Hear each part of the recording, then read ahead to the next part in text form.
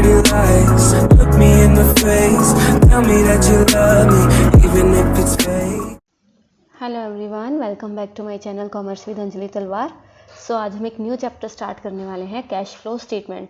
बहुत important chapter है। आपकी लास्ट बुक है जो एनालिसिस ऑफ फाइनेंशियल स्टेटमेंट वाली, उसका सबसे इंपॉर्टेंट चैप्टर हम यही कह सकते हैं, क्योंकि 6 मार्क्स का क्वेश्चन तो इसमें से पक्का ही आना है। इसके अलावा MCQs एंड 2-3 नंबर वाले क्वेश्चन मिला के बहुत मतलब इंपॉर्टेंट है ये चैप्टर, ठीक है। क्योंकि आपकी बुक जो है 20 मार्क्स की आनी है, उसमें से ये लगा लो 8-9 मार्क्स इसी के हैं, अप्रॉक्सीमेटली 8, राइट। तो इसीलिए तो कैश फ्लो स्टेटमेंट होता क्या है, इसको कितनी एक्टिविटीज़ में डिवाइड किया गया है, इसमें हम क्या सीखेंगे। आज हम जस्ट एक इंट्रोडक्शन मतलब थ्योरी क्लास करने वाले हैं, जिसमें हम सारी क्या है इंट्रोडक्शन करने वाले हैं। इंट्रोडक्शन पढ़ने वाले हैं किसकी, कैश फ्लो स्टेटमेंट की। इसका मीनिंग, इसको 3 टाइप्स में बांटा गया, operating activity, investing activity, financing activity. इसमें क्या आता है, कौन सी एक्टिविटी की मतलब उसमें आती है, ऑपरेटिंग में, इन्वेस्टिंग में या फाइनेंसिंग में, वो सब हम इस क्लास में कवर करने वाले हैं। So let's start with meaning of cash flow statement. तो अब खुद सोचो बच्चे, कैश फ्लो स्टेटमेंट 3 वर्ड से मिलकर बना है। कैश फ्लो स्टेटमेंट 3 वर्ड से मिलकर बना है, कैश फ्लो स्टेटमेंट, समझे। तो यहाँ पे ये बात समझो कि ये एक स्टेटमेंट है, अकाउंट नहीं है। पहले तो ये समझो कि ये कोई भी अकाउंट नहीं है। अब इसकी कोई भी डेबिट साइड या क्रेडिट साइड नहीं होगी, ये ध्यान में रखना। अब अकाउंट ही नहीं है तो ना डेबिट साइड होगी ना क्रेडिट साइड होगी। तो जस्ट एक स्टेटमेंट है। क्या है ये, एक स्टेटमेंट है जो शो करेगा फ्लो। अब फ्लो किस चीज़ का बेटा, 2 तरह का फ्लो होता है, इनफ्लो एंड आउटफ्लो। ऑब्वियस सी बात है, आना और जाना, 2 ही तरह का तो फ्लो होता है, इनफ्लो एंड आउटफ्लो। किस चीज़ का इनफ्लो आउटफ्लो बेटा, कैश का। किसका, कैश का। अब यहाँ पे जो कैश लेनी है वो सिर्फ एक कैश नहीं, इसमें 5 चीज़ें इंक्लूड होती हैं। कैश एंड कैश इक्विवेलेंट्स जानते हैं, तो इसी को, इन तीनों एक्टिविटीज़ में कौन कौन सी पार्ट आएंगे और कैश एंड कैश इक्विवेलेंट्स में क्या आएगा, क्या इसकी इंपॉर्टेंस है, कैसे इसको बनाना है, वो सब इस क्लास में कवर करेंगे। सो कैश फ्लो स्टेटमेंट क्या है, अगर आपकी बुक की पढ़ें तो कहता है बैलेंस शीट और जो स्टेटमेंट ऑफ P&L हमने सीखा, उससे हमें inflow and outflow of cash का जो है पता नहीं लगता है ड्यूरिंग एन अकाउंटिंग पीरियड, कितना इनफ्लो हुआ कैश का और कितना आउटफ्लो हुआ। उसके लिए हम कैश फ्लो स्टेटमेंट बनाते हैं। तो कैश फ्लो स्टेटमेंट होता क्या है, कैश फ्लो एक मूवमेंट है कैश एंड कैश इक्विवेलेंट्स की। मैंने आपको बताया ना, कैश में सिर्फ कैश नहीं आता, 5 चीज़ें इंक्लूड होती है। For example, cash in hand, cash and bank, marketable securities हो गई, अपनी करंट मार्केट इन्वेस्टमेंट्स हो गई, करंट इन्वेस्टमेंट्स है ना, चेक हो गया, ड्राफ्ट हो गया, ये सब हमारा किस में आता है, कैश एंड कैश इक्विवेलेंट्स में। और मूवमेंट का मतलब क्या है, inflow and outflow of cash and cash equivalents, ठीक है, इजी। तो इनफ्लो क्या होगा, जब पैसा आएगा।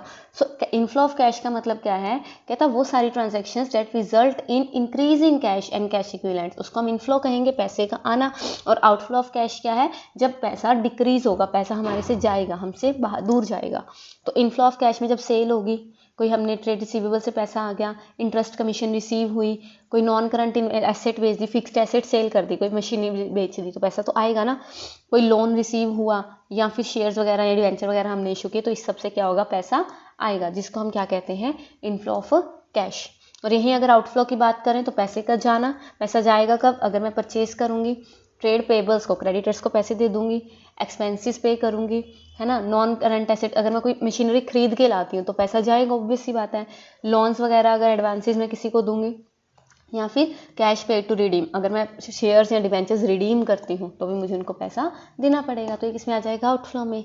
तो कैश फ्लो स्टेटमेंट एक स्टेटमेंट है जो इनफ्लो एंड आउटफ्लो बताता है कैश एंड कैश इक्विवेलेंट्स की during an accounting period from 3 activities में इसको डिवाइड किया जाता है, operating activity, investing activity, financing activity, ठीक है। इसका बेसिक यही समझा देते हैं ताकि आगे आपको और भी इजी हो जाए, ठीक है। ऑपरेटिंग एक्टिविटी, इन्वेस्टिंग एक्टिविटी और फाइनेंसिंग एक्टिविटी। तो सबसे पहले करते हैं ऑपरेटिंग एक्टिविटी। ऑपरेटिंग एक्टिविटी के नाम से क्लियर हो रहा है डेली ऑपरेशन। ध्यान रखना बच्चे, ऑपरेटिंग एक्टिविटी का नाम ही क्या है, डेली ऑपरेशन से रिलेटेड, मतलब वो सारी चीज़ें जो डेली के बिजनेस में हम करते हैं वो सारे किस एक्टिविटी में आएंगी, डेली ऑपरेशन मतलब ऑपरेटिंग एक्टिविटी में। ऑपरेटिंग एक्टिविटी मतलब कैश सेल्स, परचेज हो रही है, कुछ हम पेमेंट कर रहे हैं, रेंट पे कर रहे हैं, कमीशन पे कर रहे हैं, कमीशन रिसीव हो रहा है, मतलब वो चीज़ें जो हम P&L वगैरह में डालते थे, याद है, मतलब वो चीज़ें जो डेली की चीज़ें जिसके बिना हम बिजनेस ऑपरेट कर ही नहीं सकते। तो बिजनेस को स्मूथली ऑपरेट करने के लिए जो एक्टिविटीज़ की जाती है डेली की चीज़ें, वो किस में आएंगी, ऑपरेटिंग एक्टिविटीज़ में। समझ आया। इन्वेस्टिंग एक्टिविटी में आएगी इन्वेस्ट करना, और इन्वेस्ट हम किस में करते हैं, एसेट्स में। ये तो हमने इको में भी पढ़ा है। इन्वेस्टमेंट कहते हैं किसको, एसेट्स को खरीदने को इन्वेस्टमेंट कहते हैं ना। तो जो फिक्स्ड एसेट, अब इन्वेस्टिंग में याद रखना, जो फिक्स्ड एसेट से रिलेटेड सारी चीज़ें आएंगी वो किस में आएगी, इन्वेस्टिंग एक्टिविटी, ठीक है। और इसके अलावा फाइनेंसिंग एक्टिविटी में आएगा रिलेटेड टू कैपिटल, हमारी कैपिटल बढ़ रही है या कम हो रही है। अब इसमें समझने वाली बात क्या है, समझने वाली बात है ये देखो, अगर मैं कहूँ इंटरेस्ट रिसीव हो रहा है, अगर मैं तुम्हें कहूँ कि कहीं से इंटरेस्ट रिसीव हो रहा है, रेंट रिसीव हो रहा है या फिर डिविडेंड रिसीव हो रहा है, तो ये तीनों एक्टिविटीज़ किसका पार्ट होंगी, इन्वेस्टिंग का। ये ध्यान रखना, क्योंकि अगर मुझे इंटरेस्ट मिल रहा है, कहीं से रेंट मिल रहा है या डिविडेंड मिल रहा है, तो मतलब मैंने कहीं ना कहीं क्या कर रखी है बेटा, मैंने इन्वेस्टमेंट कर रखी है। ये बात समझो कि मैंने कहीं ना कहीं किसी एसेट में, किसी इन्वेस्टमेंट में, किसी कंपनी के शेयर्स खरीद रखे हैं या कुछ भी, है ना। तो मुझे अगर रिसीव हो रहा है, रेंट रिसीव हो रहा है, तो मैंने कोई बिल्डिंग लेके किराए पे दे रखी है। डिविडेंड रिसीव हो रहा है तो ऑब्वियस सी बात है मैंने किसी के शेयर्स खरीद रखे हैं। इंटरेस्ट रिसीव हो रहा है तो मैंने किसी को लोन दे रखा है या फिर मैंने किसी के डिबेंचर्स खरीद रखे हैं, तो मैंने इन्वेस्टमेंट की हुई है। तो इसीलिए जब ये रिसीव के साथ आएगा तो ये किसका पार्ट हो जाएगा, इन्वेस्टिंग का। अगर यहीं पे मैं रिसीव की जगह यहाँ पे और यहाँ पे, एक मिनट इसको थोड़ा अलग कर लेते हैं, यहाँ पे और यहाँ पे पेड कर दूँ, इंटरेस्ट पेड और डिविडेंड पेड आ जाए, पेड आ जाए, ठीक है, इंटरेस्ट पेड आ गया और डिविडेंड पेड। अगर पेमेंट कर रहे हैं तो हम अपने शेयर्स डिबेंचर पे पेमेंट कर रहे हैं, तो वो किसका पार्ट हो जाएगा, फाइनेंसिंग एक्टिविटी का, क्योंकि हमारी कैपिटल पे हम इंटरेस्ट या डिविडेंड दे रहे हैं और हमारी कैपिटल किससे रिलेटेड है, फाइनेंसिंग एक्टिविटी से। और रेंट पेड तो फिर नॉर्मल आ जाएगा, ऑपरेटिंग में आ जाएगा, तो रेंट पेड तो ये तो बिल्कुल नॉर्मल है। समझे इस बात को, ठीक है। ये कुछ चीज़ें थी जो समझानी आपको ज़रूरी थी। चलो फिर ये कुछ थ्योरी पार्ट है, इसको कंप्लीट ही कर लेते हैं आज ही। तो ऑब्जेक्टिव्स क्या है, कैश फ्लो स्टेटमेंट क्यों बनाएंगे, ऑब्वियस सी बात है, क्यों बनाएंगे बेटा कैश फ्लो, हमें पता लगना चाहिए कि हमारे सोर्सेज क्या है, कैश आ कहाँ से रहा है, और एप्लीकेशन पेमेंट कहाँ हो रही है, कैश जा कहाँ रहा है, कैश एंड कैश इक्विवेलेंट्स में कितना चेंज आ रहा है, ठीक है।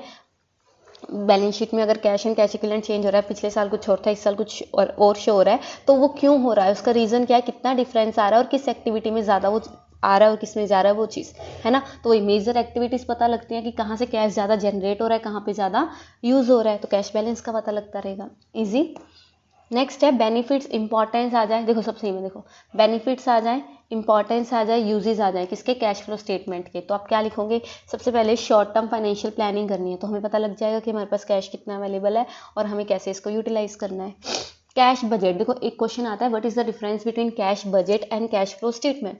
कैश बजट है फ्यूचर के लिए प्लान करना, कि मेरे पास इतना कैश रिसीव होगा, मैं इतना यहाँ पे यूज़ कर दूंगा, यही होता है बजट। तो बजट तो न्यूमेरिकल प्लानिंग करते हैं कि मुझे यहाँ से इनकम होगी और यहाँ से मैं इतनी पेमेंट कर लूँगा, तो वो क्या हो गया, कैश बजट, जिसमें हम फ्यूचर के बारे में सोचते हैं। लेकिन कैश फ्लो स्टेटमेंट क्या है, जो पास्ट में हो चुका है, हमारे पास ऑलरेडी बैलेंस शीट गिवन है जो बन चुकी है, उससे हमें कैश फ्लो स्टेटमेंट बनाना होता है कि कितना कैश आया और कितना गया, वो जस्ट हमें इफेक्ट बताएगा। बात समझ आई, कैश बजट फ्यूचर के लिए बनता है और कैश फ्लो स्टेटमेंट पास्ट के लिए बनता है, ठीक है। और फिर कैश बजट बनाने के लिए लास्ट ईयर का कैश फ्लो स्टेटमेंट भी तो यूज़ आएगा कि पिछले साल इतना खर्चा हुआ था तो इस बार कितना होने के चांसेस हैं। और लास्ट में हम इसको कैश बजट के साथ कंपेयर भी कर सकते हैं कि क्या जो हमने प्लानिंग की थी बजट बनाते टाइम वो सही से मतलब वही हुआ है या कुछ चेंजेस हुए हैं, वो चीज़, है ना। फिर हमें ट्रेंड पता लगेगा कि कहाँ से रिसिप्ट हो रही है कैश की, कहाँ पेमेंट हो रही है, अगर कैश फ्रॉम अर्निंग में कोई डेविएशन आ रहा है, कम ज़्यादा हो रहा है, क्यों आ रहा है ना। और अलग अलग एक्टिविटी, ऑपरेटिंग से अलग, इन्वेस्टिंग से अलग, फाइनेंसिंग से अलग पता लगेगा कितना कैश आ रहा है, किस एक्टिविटी में से इनफ्लो हो रहा है, किस एक्टिविटी में आउटफ्लो ज़्यादा हो रहा है, राइट। कल को डिविडेंड डिसीजन लेना है तो वो भी तो पता लगेगा कि हमारे पास कितना कैश अवेलेबल है, हम कितना डिविडेंड ऑलरेडी जो है डिक्लेयर कर चुके हैं और कितना हमें डिक्लेयर करना है। मैनेजरियल डिसीजन का पता लगेगा अगर cash and cash flow statement increase हो रहा है, अगर हमारे पास लिक्विडिटी भी मेंटेन हो रही है, प्रॉफिटेबिलिटी भी अच्छी है, सब चीज़ें सही चल रही है, बैलेंस्ड है, तो मतलब मैनेजमेंट ने सही डिसीजन लिया है ना। और आउटसाइडर्स को भी यूजफुल होता है, किसी ने भी इन्वेस्ट करना है, क्रेडिटर्स हो गए, तो फाइनेंशियल पोजीशन को चेक करने के लिए वो कैश फ्लो स्टेटमेंट को भी चेक करते हैं, राइट, इजी। फिर नेक्स्ट क्या आता है बेटा, नेक्स्ट आता है limitations of cash flow statement. Limitations क्या है, अब मुझे एक बात बताओ, लिक्विडिटी की बात जहाँ भी आती है, लिक्विडिटी का मतलब होता है वो चीज़ें जो हम कैश में कन्वर्ट कर सकते हैं, वो भी तो आता है ना। तो इसमें हमारी करंट एसेट्स सारी होती हैं कि नहीं होती है। अब मुझे एक बात बताओ, जहाँ पे वर्ड लिक्विडिटी आ गया वहाँ पे करंट एसेट्स आते हैं कि नहीं आते, लेकिन यहाँ पे सारी करंट एसेट को ना लेकर only cash and cash equivalents को ले रहे हैं, तो क्या इसने प्रॉपर लिक्विडिटी जज की, बिल्कुल नहीं की, क्योंकि आधी चीज़ों को तो इसने इग्नोर कर दिया, डेटर्स को इग्नोर कर दिया, है ना, ट्रेड रिसीवेबल्स हो गए हमारे, और भी बहुत सारी करंट एसेट्स होती हैं उनको इग्नोर कर दिया। इसके अलावा हम विंडो ड्रेसिंग कर सकते हैं। विंडो ड्रेसिंग क्या होता है, शो ऑफ करना, तो हम शो ऑफ भी कर सकते हैं, हमने ज़्यादा कैश इनफ्लो शो कर दिया, आउटफ्लो कम शो किया, है ना। उसके बाद नॉन कैश ट्रांजेक्शन्स को इग्नोर करेगा तो ऑब्वियसली बात है, सही से हमें कहाँ से जो रिजल्ट है वो कैसे पता लगेगा, नॉन कैश ट्रांजैक्शन को इग्नोर कर रहा है तो मतलब ये एक्रूअल कंसेप्ट को भी इग्नोर कर रहा है। हमने +1 में पढ़ा था 2 तरह के कंसेप्ट होते हैं, money concept and accrual concept. ये मनी कंसेप्ट को यूज़ कर रहा है कि जब कैश आएगा या जाएगा सिर्फ उसी टाइम उसको नोट डाउन करना है। लेकिन एक्रूअल कंसेप्ट के बेसिस पे हम क्या बनाते हैं, हम हमेशा अकाउंट्स एक्रूअल बेसिस पे हम ये सोचते हैं कि जब सेल होगी, चाहे पैसा आया चाहे नहीं आया, अभी क्रेडिट हुआ है, तब भी हम उसको मानेंगे कि हमारी सेल तो हो गई है ना, राइट। लेकिन ये उस चीज़ को मानता नहीं है, कहता है सिर्फ कैश का आना, जहाँ पे एक्चुअल कैश आया, एक्चुअल कैश गया है, वहाँ पे हम क्या है इसको यूज़ करेंगे। तो इसीलिए इनकम स्टेटमेंट का सब्स्टिट्यूट नहीं है ये। इनकम स्टेटमेंट मतलब हमारी जो फाइनेंशियल स्टेटमेंट्स है, बैलेंस शीट, P&L हो गया, तो उसके लिए ये नहीं कह सकते कि वो ना बना कर ये बनाएंगे, वो तो बनानी ही पड़ेंगी, ठीक है।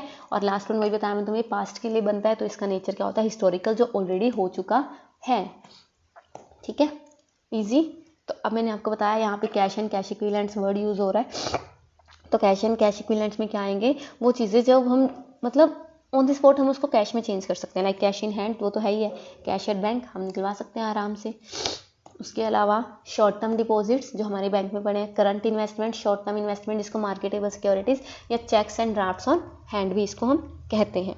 ये समझ आया। अब यहाँ पे एक और यहीं पे क्लियर कर लो बेटा, ड्राफ्ट्स वर्ड। अगर वर्ड आ जाए ड्राफ्ट तो ये कैश एंड कैश इक्विवेलेंट्स का पार्ट है, लेकिन अगर यहीं पे वर्ड आ जाए ओवरड्राफ्ट, इसके साथ ओवर लग गए या बैंक ओवरड्राफ्ट आ गया, जहाँ पे वर्ड ओवर, तो ये होता है शॉर्ट टर्म लोन। ये आपने पढ़ा होगा, शॉर्ट टर्म लोन होता है, तो ये फाइनेंसिंग का पार्ट हो जाएगा, ये ध्यान में रखना, ठीक है। ओनली ड्राफ्ट है, cheques and drafts in hand वही होते हैं चेक्स की तरह, तो वो हमारे कैश एंड कैश इक्विवेलेंट्स का पार्ट है। लेकिन यहीं अगर ओवरड्राफ्ट की बात आ जाए बेटा, तो ओवरड्राफ्ट हमारे लिए शॉर्ट टर्म लोन होता है, जो कि फाइनेंसिंग एक्टिविटी का पार्ट माना जाएगा। इजी, क्योंकि लोन किसका पार्ट है, कैपिटल का, और कैपिटल किसका पार्ट है, फाइनेंसिंग का। समझ आया। इसके अलावा एक इंपॉर्टेंट नोट गिवन है, क्या ये कहता है, बैंक ओवरड्राफ्ट हो गया, बैंक ओवरड्राफ्ट और कैश क्रेडिट को हम फाइनेंसिंग एक्टिविटी लेंगे क्योंकि ये शॉर्ट टर्म बोरोइंग्स की तरह होती हैं, कैश एंड कैश इक्विवेलेंट्स में इंक्लूड नहीं करेंगे, राइट। चलो फिर क्लासिफिकेशन करते हैं कैश फ्लो स्टेटमेंट की according to accounting schedule 3 revised, ठीक है। कैश फ्लो स्टेटमेंट हम कैसे बनाएंगे, जिसमें हम रिपोर्ट करेंगे inflow and outflow of cash. इनको 3 कैटेगरीज में हम डिवाइड करते हैं, किसमें, operating, investing and financing activities, ठीक है। तो इससे पता लग जाता है कि इन एक्टिविटी से कितना कैश आया, कितना गया, क्या सिस्टम रहा, इवैल्यूएट कर सकते हैं इनको। तो ये 3 एक्टिविटीज़ को हम क्या कर रहे हैं, अब इसमें एक्सप्लेन कर रहे हैं, तो वही आ गया, इसमें हम उसको एक्सप्लेन कर रहे हैं, राइट। चलो, तो अकॉर्डिंग टू अकाउंटिंग शेड्यूल 3 की मैं अगर बात करूँ तो cash flow, inflow and outflow में क्या फ़र्क है। तो अगर मैं ऑपरेटिंग एक्टिविटी की बात करूँ, मैंने आपको बताया ऑपरेटिंग एक्टिविटी होता क्या है। ऑपरेटिंग एक्टिविटी में आएंगी डेली की चीज़ें, डेली नेचर। ऑपरेटिंग से याद रखना ऑपरेशंस, डेली ऑपरेशंस जो हमारे चल रहे हैं, तो ऑपरेटिंग एक्टिविटी में आएगा daily operations. So daily operations के लिए इनफ्लो क्या होगा, पैसे का आना, सॉरी इनफ्लो क्या होगा, पैसे का आना, कैश सेल हो जाए, रॉयल्टी, कमीशन, फीस रिसीव हो जाए, डेटर या ट्रेड रिसीवेबल से पैसा आ जाए, या इनकम टैक्स रिफंड आ जाए, तो ये चीज़ें क्या होंगी हमारी इनफ्लो, पैसा आ रहा है नॉर्मल डेली ऑपरेशन से। और आउटफ्लो कैसे होगा, हम कैश परचेज कर रहे हैं, ट्रेड पेबल्स को पेमेंट कर रहे हैं, ऑपरेटिंग एक्सपेंसेस के लिए पे कर रहे हैं, वेजी, सैलरी, है ना, और इनकम टैक्स को पे कर रहे हैं। इनकम टैक्स का अलग से ये होता है, ये आपको मैं सिखाऊंगी आगे आने वाली क्लासेस में, ओके। इतना समझ आया, पहले बताओ, ठीक है, ये पार्ट समझ आया। अब एक बात सुनो, सिर्फ स्टार्टिंग के कुछ क्वेश्चंस में आपको अलग से ना एक कंपनीज दी जाएंगी कि फाइनेंशियल कंपनी है तो उसको कैसे ट्रीट करना है। अब मुझे एक बात बताओ, फाइनेंशियल कंपनी में तुम्हें याद रखना बैंक, फाइनेंशियल कंपनी का मतलब वो सारी चीज़ें जो कैश में लेन देन करती है। तो अब मुझे एक बात बताओ, बैंक के लिए इंटरेस्ट का आना, इंटरेस्ट का जाना, सिक्योरिटी को सेल परचेज करना, डिविडेंड को मतलब रिसीव पे करना, ये बिल्कुल नॉर्मल सी बातें हैं। अगर मैं नॉर्मल कंपनीज की बात करूँ, इंटरेस्ट रिसीव, इंटरेस्ट पेड हमने इन्वेस्टिंग फाइनेंसिंग में पढ़ी, राइट। हमने सिक्योरिटी को सेल परचेज किया, इन्वेस्टमेंट हुई, ये सब हमने इन्वेस्टिंग फाइनेंसिंग में पढ़ा। लेकिन अगर वर्ड लिखा आ जाए कि वो कंपनी क्या है बेटा, फाइनेंशियल कंपनी है, कौन सी कंपनी है वो, फाइनेंशियल कंपनी है, तो उस टाइम पे हमें क्या करना है, उस टाइम पे हमें ये चीज़ें ऑपरेटिंग एक्टिविटी में डालनी है, क्योंकि बैंक्स के लिए तो नॉर्मल सी बात है, इंटरेस्ट डिविडेंड रिसीव होना, सिक्योरिटीज़ को सेल करना, लोन्स एंड एडवांसेस आ जाना, इंटरेस्ट पेमेंट करना, लोन्स एंड एडवांसेस देना, तो इनके लिए ये नॉर्मल सी बात है। तो ध्यान रखना, अगर स्पेसिफिक गिवन है कि वो कंपनी फाइनेंशियल है, तो वो चीज़ें किस में जाएंगी, ऑपरेटिंग में जाएंगी, राइट। इजी। चलो, वैसे कम मतलब प्रैक्टिकल क्वेश्चन में नहीं आएगा, लेकिन हाँ आपको थ्योरी बेस पे पता होना चाहिए। फिर आती है हमारी इन्वेस्टिंग एक्टिविटी। सेकंड एक्टिविटी कौन सी है, इन्वेस्टिंग। इन्वेस्टिंग किस में मैंने आपको बताया था, related to our fixed asset. तो फिक्स्ड एसेट पैसा आएगा कब, जब मैं फिक्स्ड एसेट बेचूंगी, तो proceed from sale of fixed assets, यही आएगा, proceed from sale of long term investments, interest receive, dividend receive, rent receive, ये तीनों मैंने आपको बता ही दिए थे कि इन्वेस्टमेंट का पार्ट होता है। ऐसे ही सेम आउटफ्लो कब होगा, जब मैं एसेट को खरीदूंगी। एसेट परचेज कर रही हूँ तो पैसा जा रहा है, ठीक है, तो purchase of property, plant, equipment और purchase of investment, long term investments. Easy है ना बहुत। देखो ये बेस क्लियर कर लेना, तभी आपको प्रैक्टिकल समझ आएगा। फिर आता है फाइनेंसिंग एक्टिविटीज़। फाइनेंसिंग एक्टिविटी किससे रिलेटेड होती है, रिलेटेड टू आवर कैपिटल। और कैपिटल में क्या आता है, हमारे शेयर्स और लोन्स, ये सब आ जाते हैं। शेयर्स के थ्रू, हम डिबेंचर्स के थ्रू, लोन्स के थ्रू ही कैपिटल इकट्ठा करते हैं। कोई चीज़ आएगी तो ऐसा आएगा कब, जब शेयर को इशू करेंगे, डिबेंचर को इशू करेंगे, लोन्स लेंगे, या बैंक ओवरड्राफ्ट या कैश क्रेडिट का बैलेंस बढ़ जाए। और आउटफ्लो कब होगा, पैसा कम कब होगा, जब मैं बाय बैक कर लूँगी, अपने ही शेयर मार्केट से खरीद लिए, रिडम्पशन कर दी शेयर्स या डिबेंचर की, लोन रीपे कर दिए, डिविडेंड पे कर रही हूँ, इंटरेस्ट पेड कर रही हूँ, है ना, प्रीलिमिनरी एक्सपेंसेस वगैरह पे कर रही हूँ, या बैलेंस शीट में ओवरड्राफ्ट या फिर कैश क्रेडिट का बैलेंस कम हो जाए। तो ये चीज़ें किस में आएंगी, हमारी फाइनेंसिंग में, आउटफ्लो में, मतलब माइनस में। ये बात समझ आई, ईजी है, ठीक है। इसके अलावा कुछ स्पेशल आइटम्स हैं जो आपको ध्यान में रखनी है। क्या, सबसे पहले इंटरेस्ट एंड डिविडेंड, वैसे मैंने आपको बता ही दिया। अगर इंटरेस्ट एंड डिविडेंड जो है रिसीव है, इंटरेस्ट एंड डिविडेंड रिसीव है, तो वो किसका पार्ट होगा, इन्वेस्टिंग एक्टिविटी का, ठीक है। इंटरेस्ट एंड डिविडेंड रिसीव है तो वो इन्वेस्टिंग एक्टिविटी का पार्ट है, लेकिन वहीं पे अगर इंटरेस्ट एंड डिविडेंड पेड है तो वो किसका पार्ट होगा, फाइनेंसिंग एक्टिविटी का। ये मैंने आपको बता दिया था, राइट। उसके अलावा income tax paid, taxes on income, taxes of income किसका पार्ट है बेटा, ऑपरेटिंग एक्टिविटी में आपको सिखाएंगे किसका क्या करना है, ठीक है। फिर आते हैं कुछ extra ordinary items. Extra ordinary items क्या होते हैं, जो कभी कभार होते हैं, समझिए इस बात को। Extraordinary item like for example loss due to accident, fire, theft, पढ़ते थे ना, जो मतलब हर साल तो आग नहीं लगेगी ना, कभी कभार होते हैं। या फिर अगर मैं रिसीव की बात करूँ तो लॉटरी लग गई, इंश्योरेंस कंपनी से पैसा आ गया, कोई केस जीत गए, तो वो हर साल तो नहीं होंगे, वो पैसा हर साल तो नहीं आएगा, राइट। तो एक्स्ट्रा ऑर्डिनरी आइटम्स क्या होती हैं, cash flow related to extraordinary items such as bad debts recover हो गए, क्लेम रिसीव हो गया किसी इंश्योरेंस कंपनी से, कोई लॉटरी जीत गए, लॉ सूट हो गया, ठीक है। ये हम ऑपरेटिंग एक्टिविटी, इन्वेस्टिंग और फाइनेंसिंग में अलग से शो करेंगे। ऐसे ही अगर जो है loss of inventory by fire, earthquake, flood वगैरह हो रहा है तो वो किसका पार्ट होगा, ऑपरेटिंग एक्टिविटी का, ठीक है। ये वैसे आपको आगे वाली प्रैक्टिकल क्लासेस में और अच्छे से समझ आ जाएगा। फिर आता है कुछ ऐसी सिग्निफिकेंट नॉन कैश ट्रांजैक्शन। कहता है कुछ ऐसी इन्वेस्टिंग और फाइनेंसिंग एक्टिविटी होती है जिसमें कैश एंड कैश इक्विवेलेंट्स का यूज़ नहीं होता, इसीलिए उन एक्टिविटीज़ को हम कैश फ्लो स्टेटमेंट में दिखाते ही नहीं है।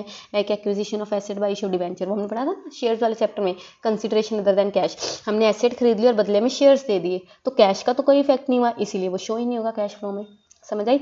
बोनस शेयर इशू कर दिए, बोनस शेयर किए हैं, बोनस शेयर का मतलब कि उनको हम पैसे के बदले हम क्या दे रहे हैं, और शेयर्स दे रहे हैं, यही होता है ना। तो और शेयर्स दे रहे हैं ना, इससे पैसा आया ना गया, ठीक है। तो वो चीज़, ये चीज़ समझ आई। सो आई होप आपका ये बेस क्लियर हो गया होगा इस चैप्टर का, बहुत इंपॉर्टेंट है, ये समझ आएगा तो आगे की क्लासेस अच्छे से समझ आएंगी। तो इसको रीड आउट कीजिए। पहले 9-10 क्वेश्चन में आपसे यही पूछा गया कि कौन सी एक्टिविटी ऑपरेटिंग है, इन्वेस्टिंग है, फाइनेंसिंग है, या फिर कैश एंड कैश इक्विवेलेंट्स में जाना है, पहले वो कीजिए, उसके बाद हम अपना प्रैक्टिकल पार्ट स्टार्ट करते हैं। तब तक के लिए thank you so much. Tell me pretty lies, look me in the face, tell me that you love me,